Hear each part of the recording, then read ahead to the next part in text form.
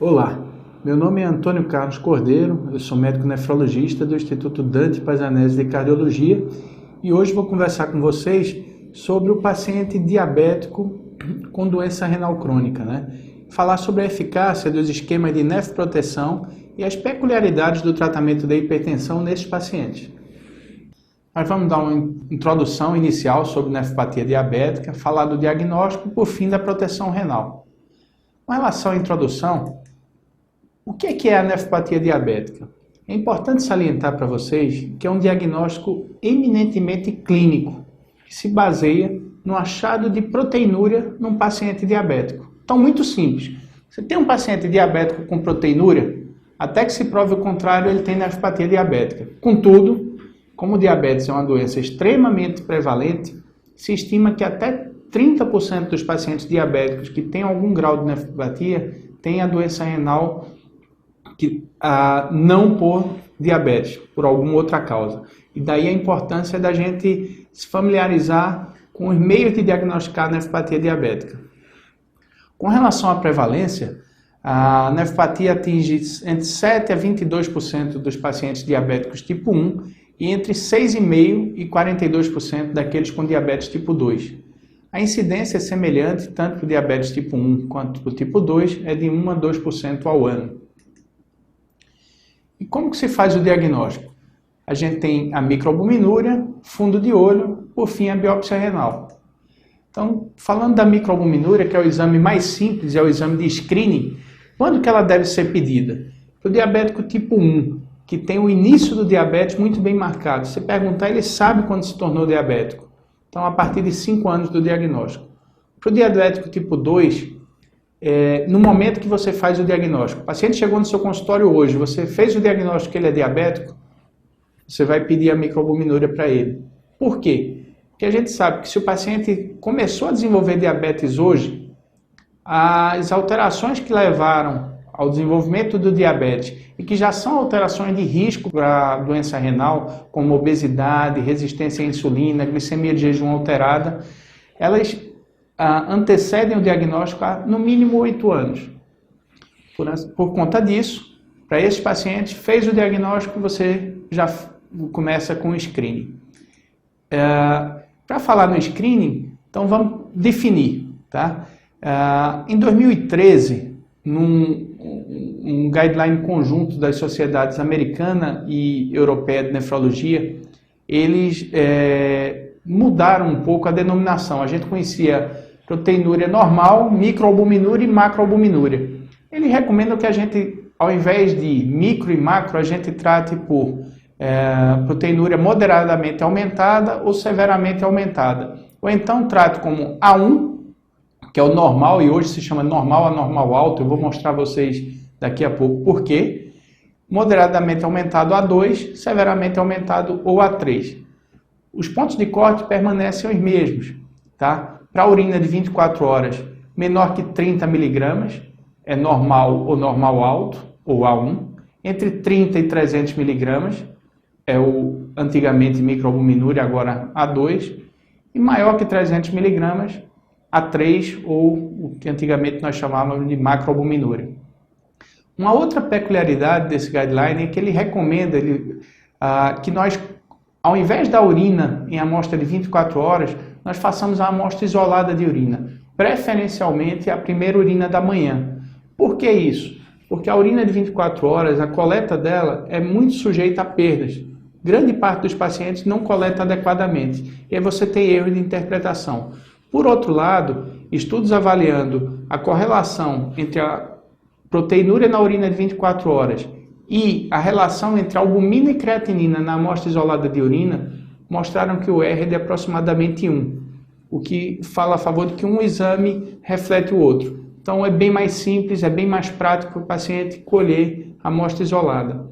Como que você vai fazer o pedido no laboratório? Relação albumina-creatinina em amostra isolada de urina.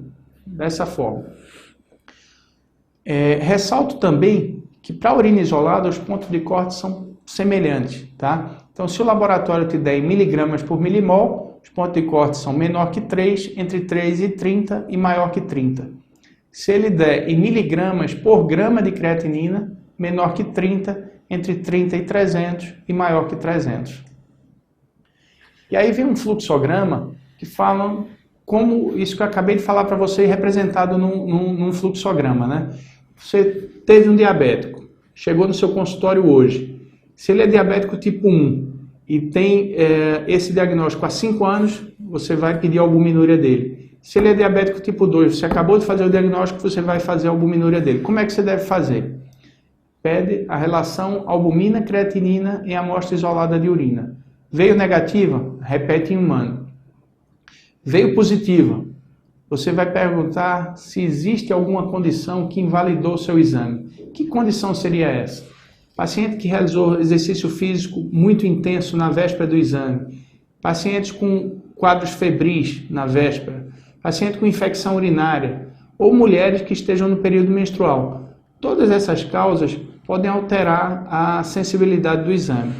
Se alguma dessas causas estava presente, você vai tratar ou vai aguardar que passe e, uma vez sem nenhuma causa que invalide, repetir esse exame.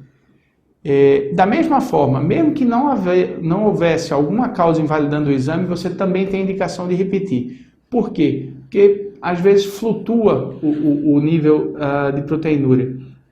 Então, o ideal é que você tenha pelo menos 2 testes de 3 positivos para que você confirme que esse paciente está perdendo realmente a albumina pela urina e inicie o tratamento, a abordagem mais efetiva desse paciente. Também é muito importante que você tenha em mente o estadiamento da doença renal crônica. O estadiamento também foi alterado aqui em 2013, tá? Continua os 5 estágios, só que o estágio 3 foi dividido em 3A e 3B.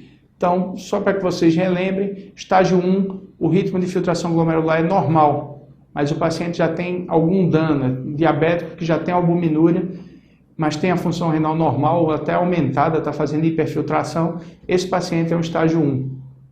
Estágio 2, ritmo de filtração glomerular entre 60 e 90. Estágio 3A, entre 45 e 59.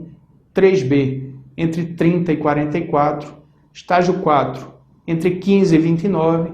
Estágio 5, ritmo de filtração glomerular menor que 15. Quero ressaltar para vocês, a maior parte desses pacientes vai necessitar iniciar a terapia renal substitutiva nessa fase, mas não são todos. Não é porque o paciente tem um ritmo de filtração menor que 15 que você já vai encaminhá-lo para diálise. Tem pacientes que estão com clearance menor que 10 e ainda estão fora de diálise. Isso vai de paciente para paciente, caso a caso. E aí, nesses casos, recomendo que um nefrologista tem que ver, e o nefrologista é que vai decidir se esse paciente precisa ou não começar a diálise ou ser transplantado. Por que é importante você ter em mente o estadiamento da doença renal crônica? É importante para o diagnóstico de nefropatia, como nós vamos de nefropatia diabética, como nós vamos ver mais adiante, mas é importante também para que você estabeleça o risco cardiovascular desse paciente. Então você pode dizer, nossa, os caras dividiram o estágio lá em 3A, 3B, para que isso? É mera preciosismo, mero academicismo, mas não é. Se você observar esse estudo aqui, mais de 1 milhão de pacientes, foi publicado em 2004 no New England, então comparou o paciente com algum estágio da doença renal com aqueles da população em geral, que não tinham doença renal crônica. Então, se o paciente tem um ritmo de filtração maior ou igual a 60, quer dizer, estágios 1 e 2 da doença renal, o risco de eventos cardiovasculares já é 2 vezes maior do que o do restante da população. O estágio 3A pula para quase 4 vezes. Estágio 3B, 11 vezes. Estágio 4, 22 vezes mais risco do que o restante da população. No estágio 5, chega a quase 40 vezes um risco maior de eventos cardiovasculares do que a população em geral. Então, saber o estadiamento adequado, o estadiamento correto do paciente é importante para que você possa estratificar risco. Não é dizer todo paciente renal crônico é um paciente de risco, eu concordo, mas existem subgrupos de maior risco dentro desses pacientes que você pode identificar só estadiando adequadamente. Então vamos acabar com aquela terminologia de um renal crônico não dialítico. Ele pode ser renal crônico não dialítico e ter um clearance de 90, ou ser um renal crônico não dialítico e ter um clearance menor que 10. Vamos estadiar isso aí corretamente. É importante também para você dar o diagnóstico da nefropatia diabética. Lembra que eu falei que até 30% dos diabéticos têm a doença podem ter a doença renal por outra causa que não diabetes. Então, se você tem em mente a classificação correta da albuminúria e a classificação correta da função renal, você pode ter mais certeza do seu diagnóstico. Por quê? Como a gente está vendo aqui nesse quadro, se o paciente tem uma albuminúria maior que 300 mg por grama, independente do estágio da doença renal, o provável, o diagnóstico quase de certeza é de nefropatia diabética. Contudo, se ele está nos estágios 3 a 5 da doença renal e tem uma albuminúria menor que 30 mg por grama, não é sugestivo de nefropatia diabética. Pode até ser que seja, mas outra causa deve ser excluída. E se ele está nos estágios 4 e 5 e tem uma albuminúria entre 30 e 300 apenas, também não é sugestivo que ele tenha nefropatia diabética. Vale a pena ficar atento para outra causa. Tá? Pode ser que ele tenha nefropatia diabética, mas você não pode afirmar isso. Uma outra ferramenta importante para o diagnóstico é o fundo de olho. Tá? Por quê? Isso foi um estudo que avaliava os pacientes, fazia fundo de olho e biópsia renal, e tentava correlacionar a presença de retinopatia diabética com nefropatia diabética diagnosticada pela biópsia. Então, o que é que eles viram? Para o diabético tipo 2, com albuminúria maior que 300 mg, o valor preditivo positivo não importava muito, de 67% a 100%. E o valor preditivo negativo, pior, de 20% a 84%. Contudo, se você lembra do slide anterior, desse gráfico aqui, para pacientes diabéticos com proteinúria A3, a despeito de um fundo de olho não ajudar muito, isso não é tão importante. Para quem que vai ser importante?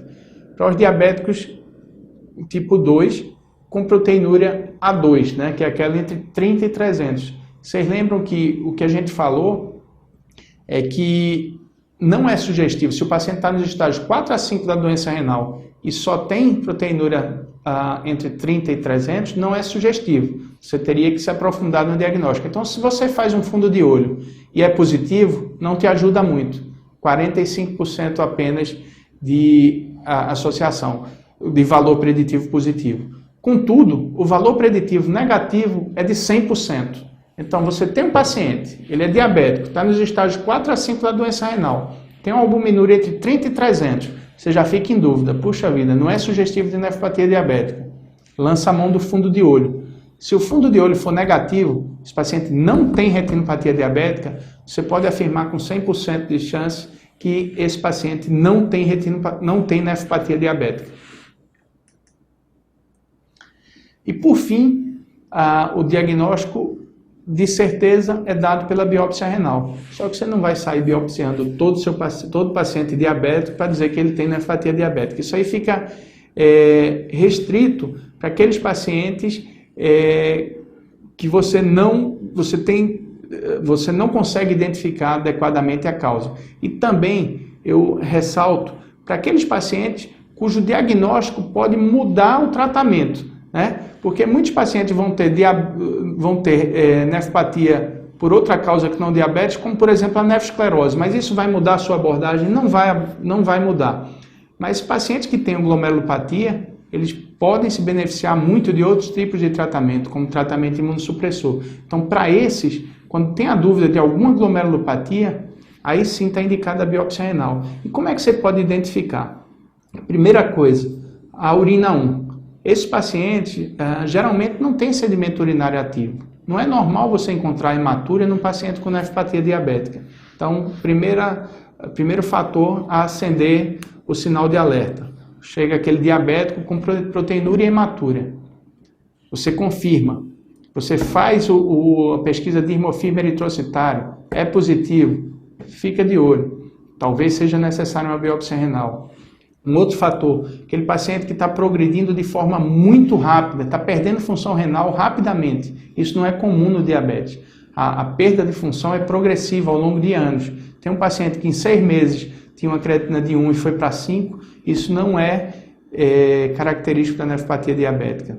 E sim, talvez de uma glomerulonefrite rapidamente progressiva. Esse paciente se beneficiaria de uma função de uma biópsia renal até com mais urgência. Então, são casos selecionados para a realização da biópsia renal. Sugiro que, antes disso, os pacientes sejam sempre avaliados por um nefrologista para confirmar essa necessidade. E, assim, para confirmar, você tem que saber quando você vai encaminhar esse paciente para o nefrologista, né?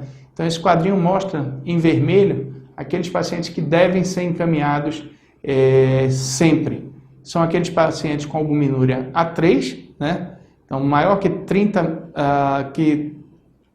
300 mg por grama nos estágios, a partir do estágio 3, devem ser sempre encaminhados para o nefrologista.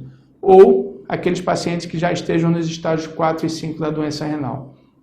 Para os outros, vocês podem atrasar um pouco esse encaminhamento, até porque é bem complicado conseguir nefrologista, principalmente na rede pública.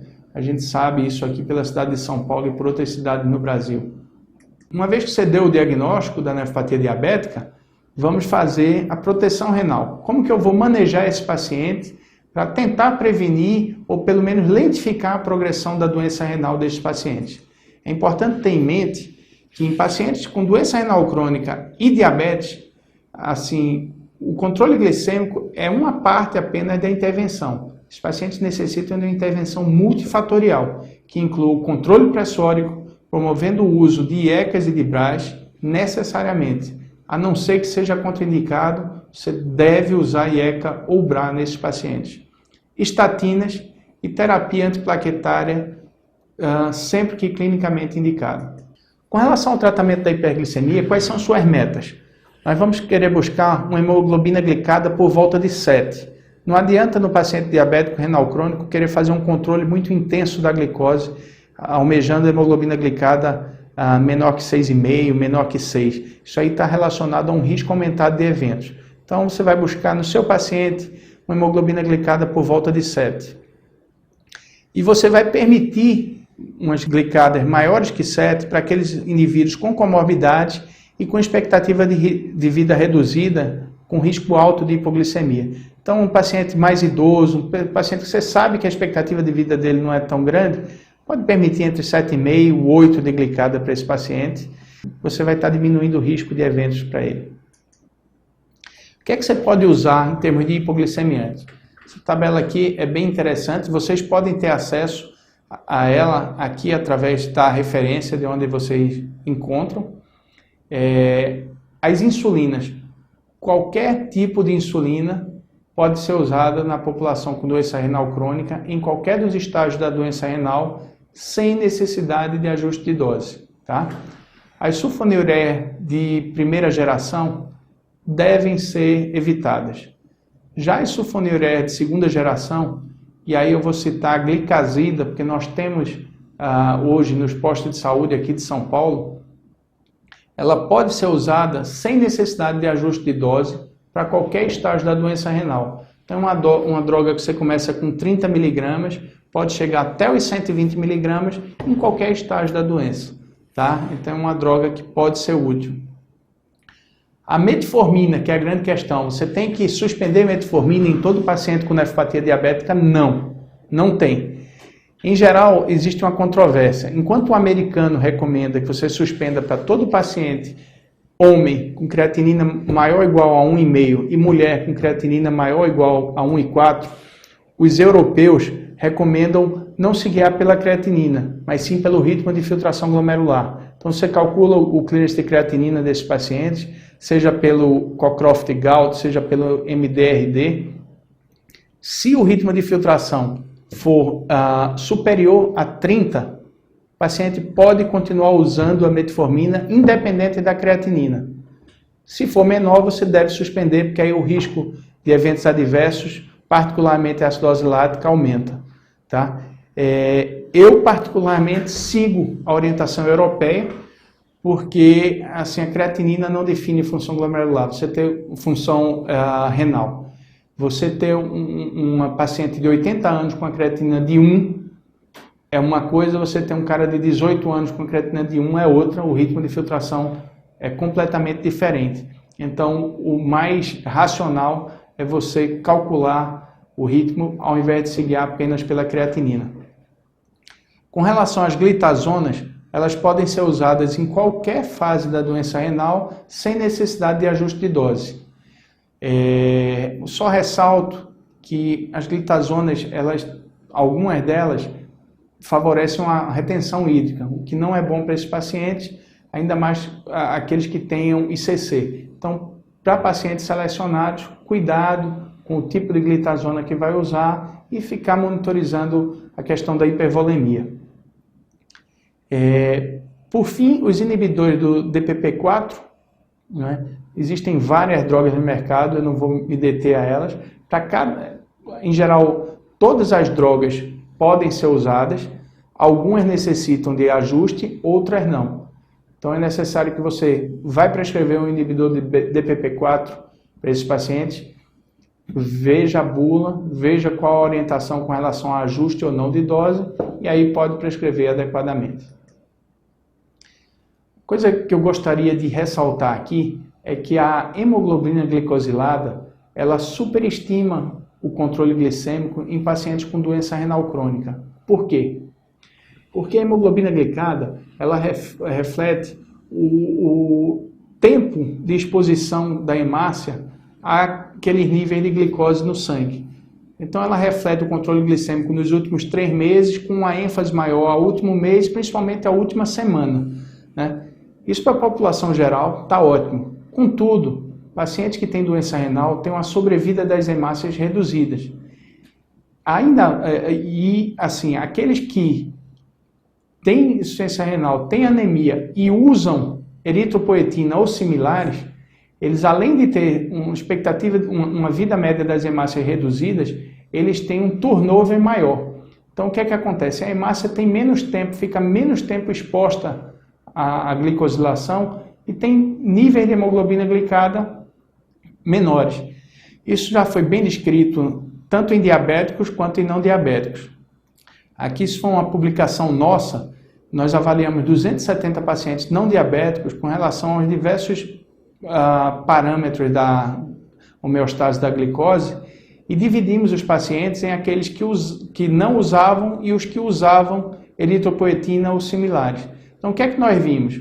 Enquanto a hemoglobina glicada era significativamente menor naqueles pacientes que usavam eritropoetina, todos os outros parâmetros de homeostase da glicose, como glicose, insulina e o índice Roma, eram iguais. Os pacientes não tinham diferença de homeostase da glicose. Contudo, a hemoglobina glicada era significativamente diferente, refletindo que estava superestimando o controle glicêmico naqueles pacientes que usavam eritropoetina.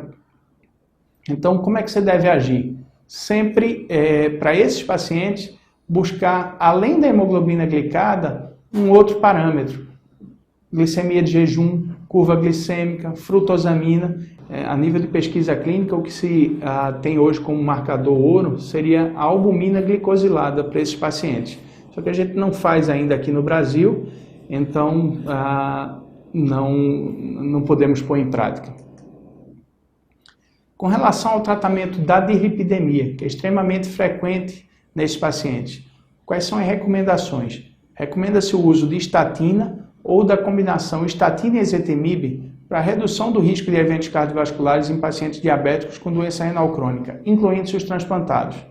Contudo, se os pacientes estão em hemodiálise e não usam estatina, recomenda-se que não se inicie. Por quê? Porque a maior parte dos estudos, para não falar a totalidade dos estudos com estatina em pacientes sob terapia dialítica não mostrou nenhum benefício. Então, assim, não se considera que não vale o custo. Que estatinas que você pode usar? Qual a dose de ezetimibe que você pode usar? Aqui vamos falar das mais frequentes no nosso meio. A atorvastatina, ela pode ser usada de 10 a 80 miligramas em qualquer estágio da doença renal, sem necessidade de ajuste. No transplantado renal, até 20 miligramas.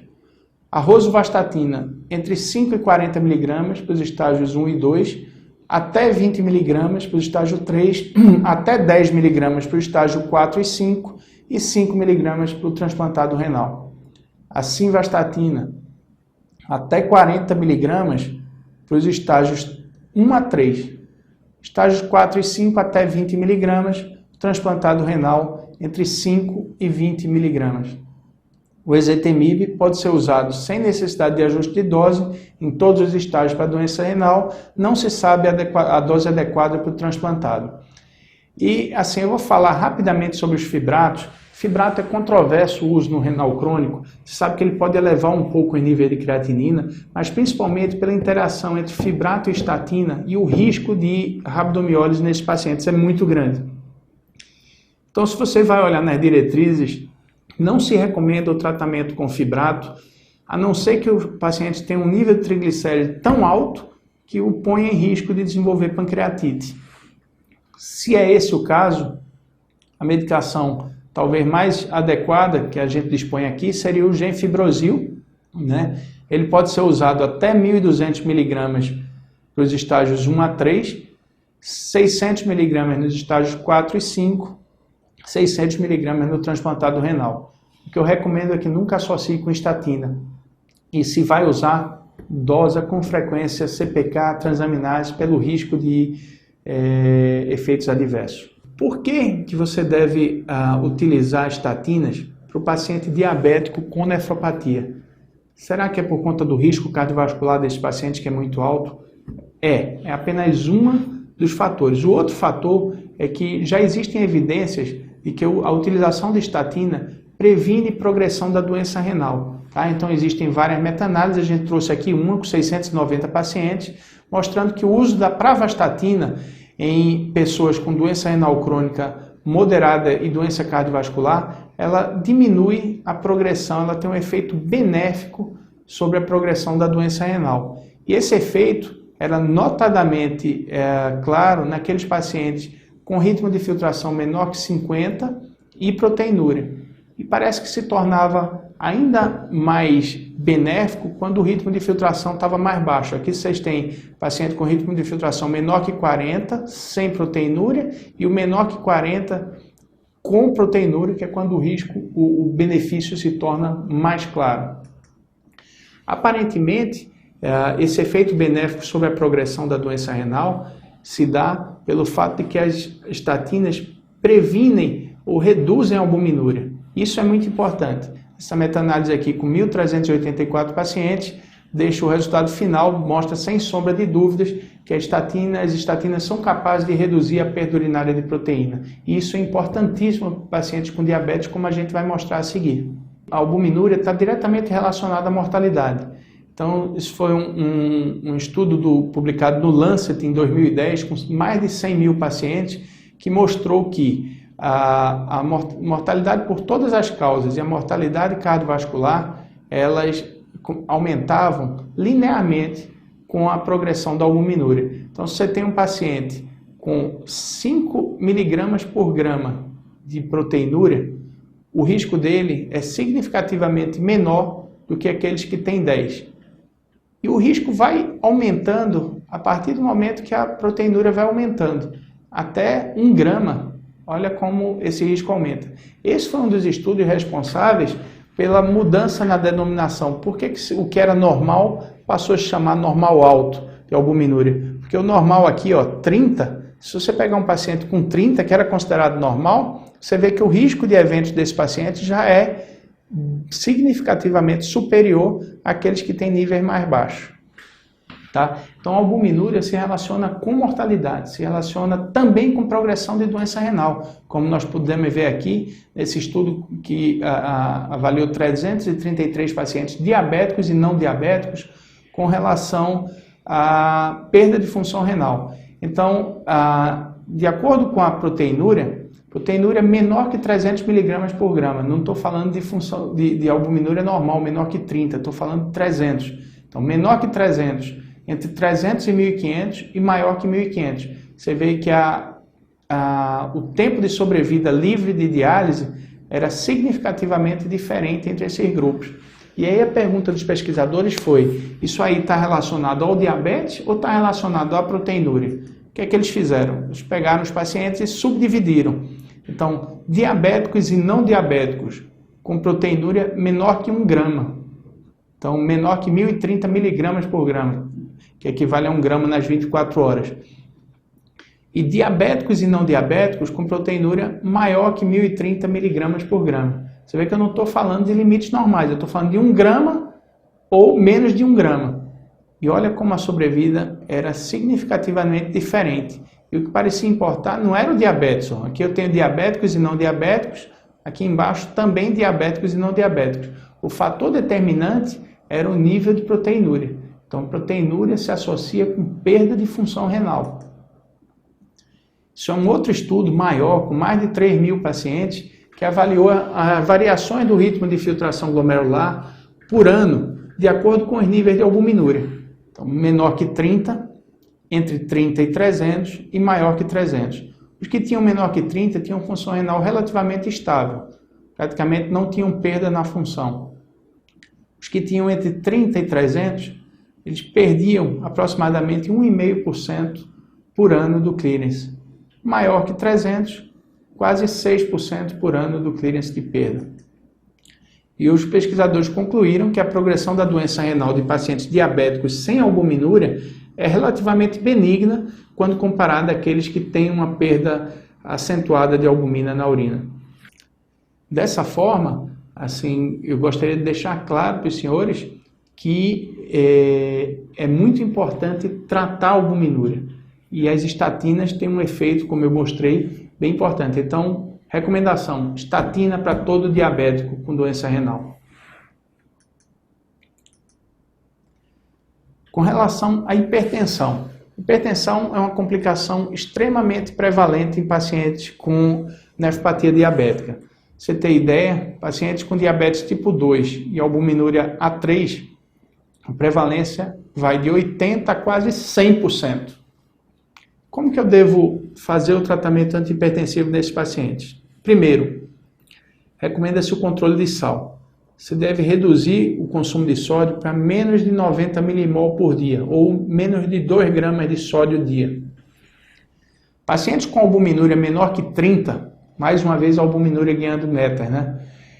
Albuminúria menor que 30 devem ter seus níveis pressóricos menores ou iguais a 140/90. Eu ressalto que isso aqui é um pouco diferente do que nós temos nas nossas diretrizes brasileiras de hipertensão, que falam em menor que 14/9. Aqui eu estou falando menor ou igual. Essa é a diretriz conjunta americana e europeia. E recomenda-se níveis pressóricos menores ou iguais a 130/80 se o paciente tem uma albuminúria maior que 30 miligramas.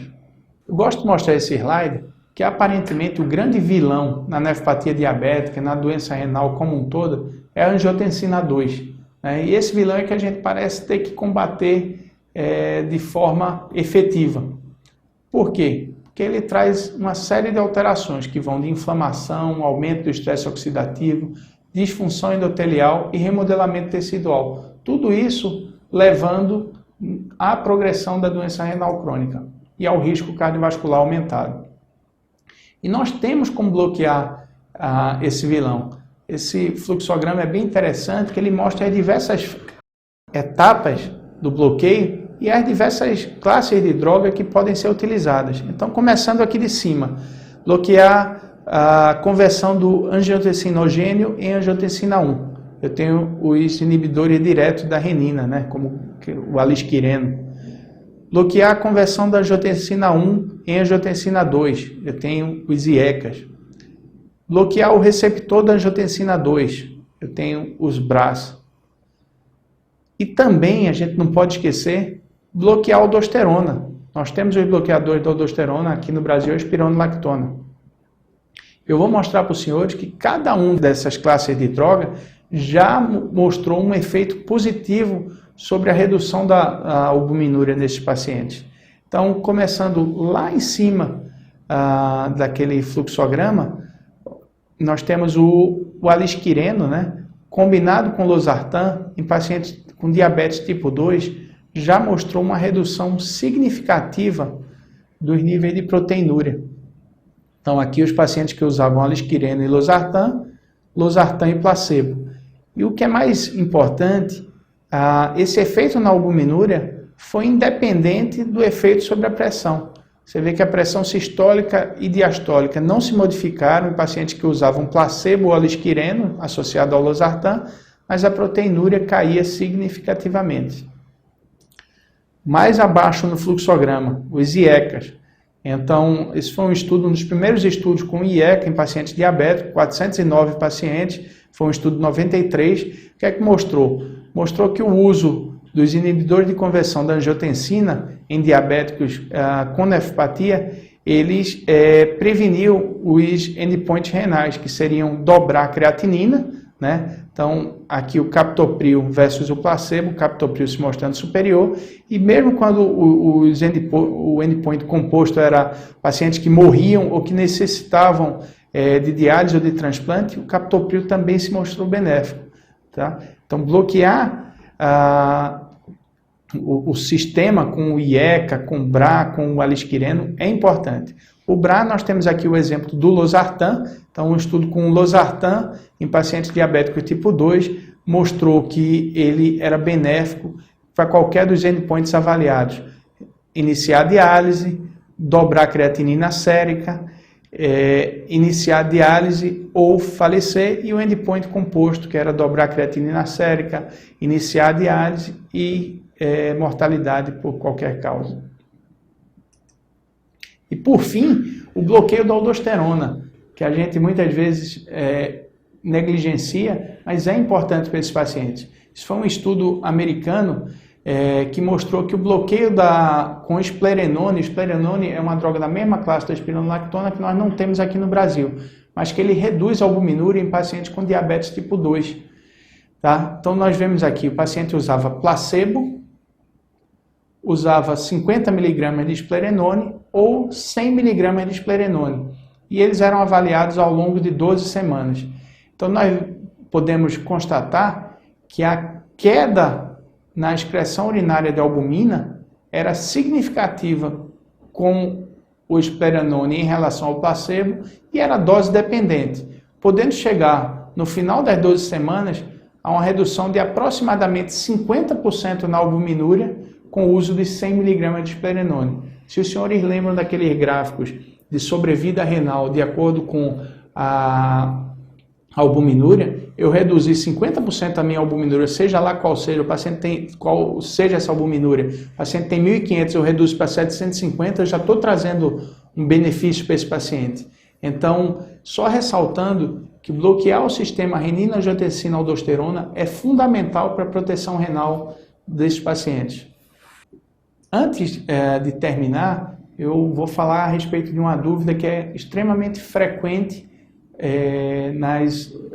quando a gente discute nefropatia diabética, quando a gente discute tratamento de pacientes com doença renal crônica, é a questão do duplo bloqueio. Eu devo ou não devo fazer o duplo bloqueio?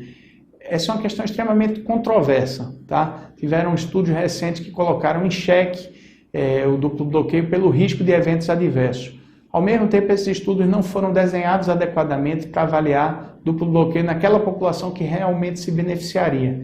Então, o que nós temos hoje como prática é que associar IECA e BRA só naqueles casos em que o paciente tem uma albuminúria refratária.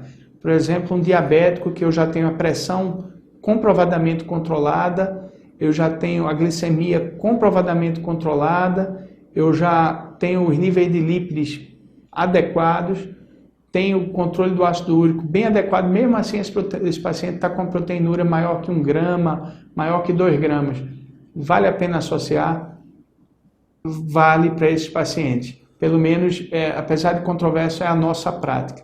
Tá? Só que, à medida que você vai aumentando o bloqueio ao sistema renina-angiotensina-aldosterona, você vai aumentando o preço que tem a pagar. E o preço é dobrar a creatinina e fazer o paciente vir apresentar hipercalemia. Então, o que eu recomendo é um controle muito estrito. Se você decide fazer duplo bloqueio, você primeiro tem que avaliar se esse paciente realmente se enquadra, se é um paciente que você já fez todo o resto e não está conseguindo reduzir a albuminúria. Se sim, controla esse paciente mais de perto, inicialmente 7 dias, repetindo creatinina, repetindo dosagem de potássio, depois 15 dias, depois 30 dias, e aí a cada 3 meses. Para ter certeza que esse paciente vai estar seguro. Uma dica que eu dou para pacientes cujo grande limitante são os níveis de potássio é que você avalie os níveis de bicarbonato. Então você pede de rotina uma gasometria venosa para avaliar como que estão os níveis de bicarbonato. Por quê? Diabéticos fazem muito comumente acidose tubular renal tipo 4, que é o hipoaldosteronismo hiporreninêmico. Esses pacientes eles têm uma perda maior de bicarbonato, consequentemente acidose, nível de bicarbonato abaixo de 22.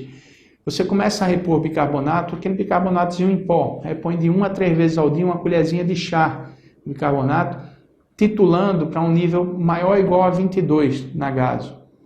Você vai ver que quando você corrige a acidose, muitas vezes você diminui a hipercalemia, porque a gente tem que lembrar que a acidose faz o potássio vir para fora da célula. Quando você corrige isso, você diminui os níveis de potássio em alguns pacientes.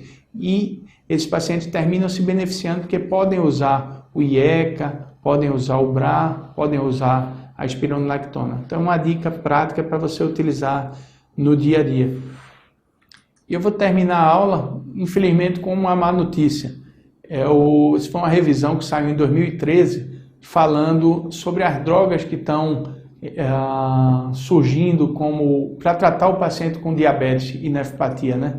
Então, olha, ele fecha o artigo mostrando que, apesar do grande avanço no conhecimento da patogênese da nefropatia diabética e nos efeitos bem promissores das drogas a nível experimental, até o momento nós não temos uma droga que chegue nem perto do ideal para o paciente com nefropatia diabética.